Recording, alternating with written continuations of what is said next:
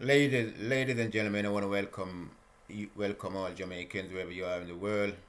Once again to the Lenny Robbins YouTube channel, Know Your Politics. Let's come together to create a better understanding. I must start off by saying, today is one of the days in my life where I really didn't have anything to do. I don't have many of those days throughout the year. So I was just here scrolling through the YouTube, not taking any notes of anything, just scrolling.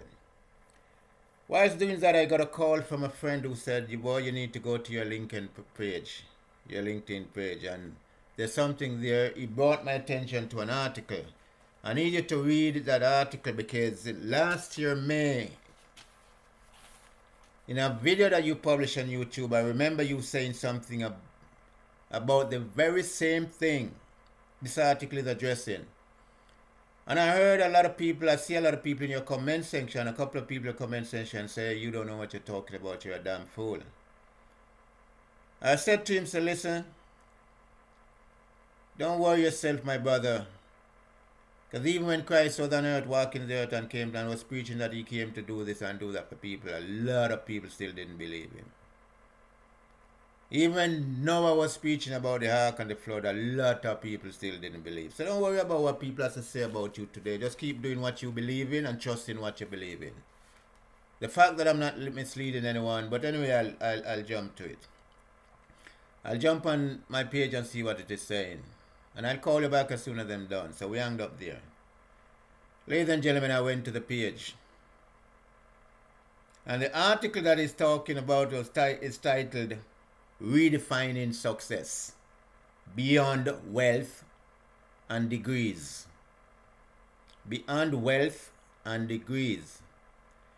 This article was written by Sridhar Seshadri, an author, serial entrepreneur, a technologist, a government advisor, and an ex-Meta employee. The article that I published in May last year was similar to what he's saying. We didn't word it the same way. I commented on it in a different way.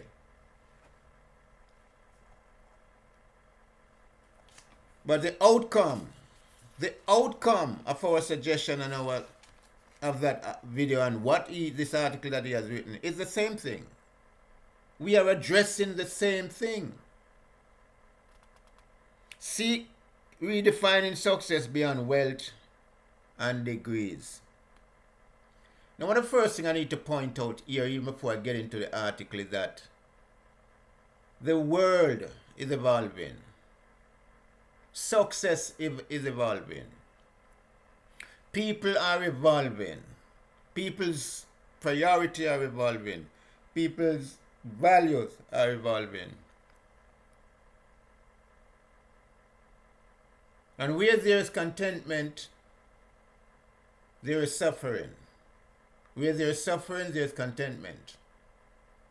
Meaning, some of us will look at our situation today and say we are suffering. But given to others, they are very contented with what we have to be in our position. And some of us, placed in this position of people who say they are contented, we will every day cry. Our everyday cry will be that we are suffering. That's the way the world is evolving. But guess what is not evolving? Public and private sector policies are not evolving to meet people. Let us look at it and try to even initially understand what redefining wealth beyond degrees mean. This redefining success. Redefine success beyond wealth and then. Now, one of the first questions that he asks, the writer asks in that article is, can we ever have enough money or education? And he opened his article by saying, in a world where higher education is tied to financial success, and is regarded as the indicator, the ultimate indicators of success. Are we truly equipping individuals to lead a fulfilling life? Or have we inadvertently tied persons' personal worth to an endless chase for more? Listen. In a world where higher education is tied to financial success and is regarded as the ultimate indicator of success, are we truly equipping individuals to lead a fulfilling life? Or have we inadvertently tied personal worth to an endless chase for more? Now we look at it, how we have created our own greed. Right?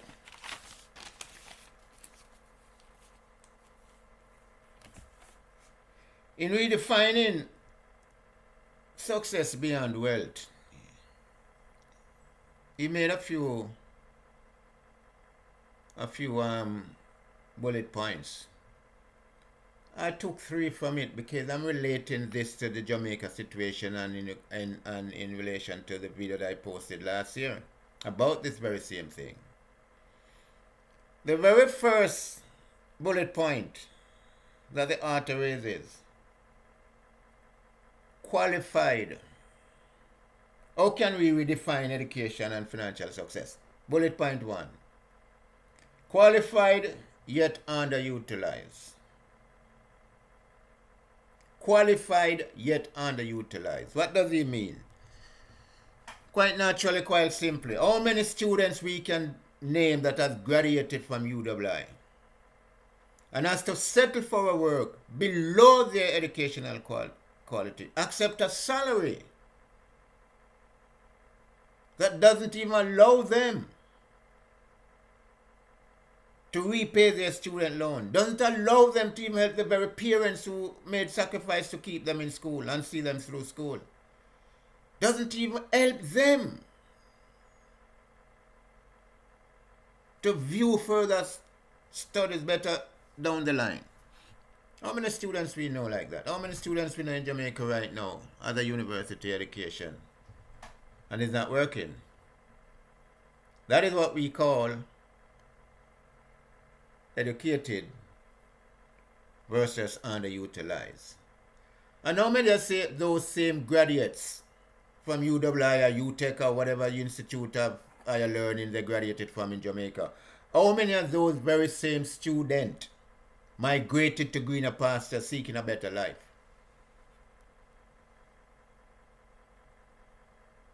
A lot of them. The second point he made is the role of public, this is government now, and private sector policies and the effect it has on the success of education and economics, or of the educated and financial success. The effect it has on the educated and financial success.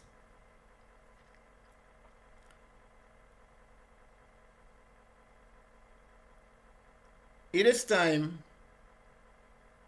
I do believe, it is time for government. And let me throw this out there, the question to all Jamaicans. Now, do you think, and I'm going to ask you to answer this if you want to, but I'm begging you to answer this.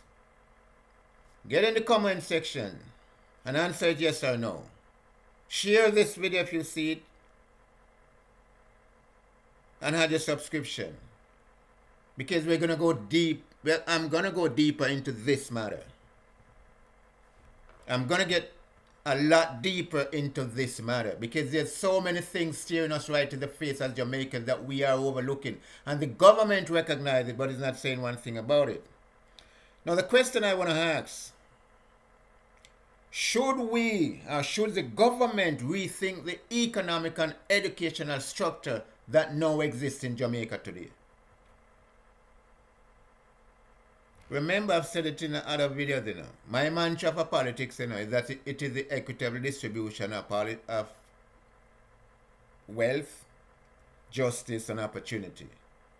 So here's the question this author is now asking or suggesting for us to think and rethink until we can come to a conclusion or a decision on it.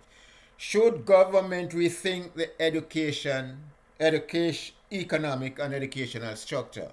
Whichever way you want to look at it. Should government, should our government in Jamaica rethink the educational and economic structure that exists in Jamaica today? I want an answer from us, because I'm quite sure, if there are 3 million people in Jamaica today, I can get 2.5 million to say yes, it needs to be rethinked. And I'm not asking that. I would even look at the diaspora, just inside of Jamaica alone. Or, let us put it this way. Should we as a society reevaluate the definition of success? Do we need to do that? I say that because the disparities between education and employment throughout the world, not just in Jamaica, but I'm talking about Jamaica now. I ask that question, and I say that because the disparities between education and employment is a systemic problem that requires both the public and private sector to seriously sit down and address. Seriously sit down and address. Now the question is talking about people dropping out of high school and people can't this and people can't that, and they're going to focus on how the hell can you, Mr. Minister and Mr. Government, focus on keeping children in school? And as the gentleman who advises on the police and the JCF board, who is at the UWI, who is the professor of some Caribbean development, strategic development situation, as he said, the kind of structure that should be in place to prevent these youths from joining gangs or from dropping out of school to seek riches before they even understand what they're getting into is not in place. And I'm not saying this because this is a JLP issue. This is a systemic problem which requires both all entities to come to the table and sit down and work this out. So PMP, this is a part of your problem too. This is a part of JLP problem. It's not a JLP or any special party problem, because they're not here to speak on behalf of any party. Now, further to quote from the discussion I read on the LinkedIn page, I want to add to it that some of the things that Mr. Shidra pointed out is what can be done to redefine success and bridge the gap between education and real-world applications. What needs to be done? He has 3 suggestions that I took from his suggested list. One is to redefine educational outcomes. How do we redefine educational outcomes? All right? Here's an example. I remember a couple of years ago, I was assisting someone who was doing a marketing course at UWI. Online. That was during COVID. Yeah, she was doing a marketing course, a bachelor's degree in marketing. And let me tell you this, guys. Up to the very first 2 years of her studies, nothing she studied had anything to do with marketing. No subject matter that was completed has anything to do with marketing. And I'm not saying this because I hear, I'm telling you this because I helped her right through with her lessons. Redefine educational outcomes. Meaning, let us ask the question. Now, since what she was taught has nothing to do with marketing, when she graduated with a marketing degree, how is she going to apply what she learned to marketing? How will she do that? Because even today she can't. Even today, what she learned, she cannot apply to marketing. So that is one way of redefining educational outcome. redefine your curriculum or fine-tune your curriculum or structure your curriculum so that it meets the student area of interest. And make sure that interest is aligned with the specific job market she's seeking. That's how you redefine educational outcomes.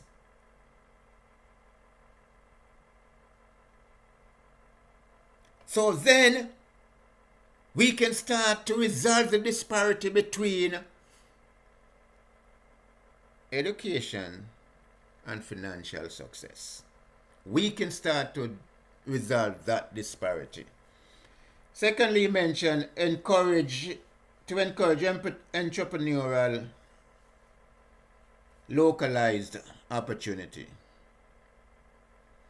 And Mr. Government, what that actually means, and to all Jamaicans, we can, to everybody, what that simply means, help the poor sort of people, them local people, set up their own entrepreneurial business and become their own proprietors for them everything and whatever. Give them their own little small business.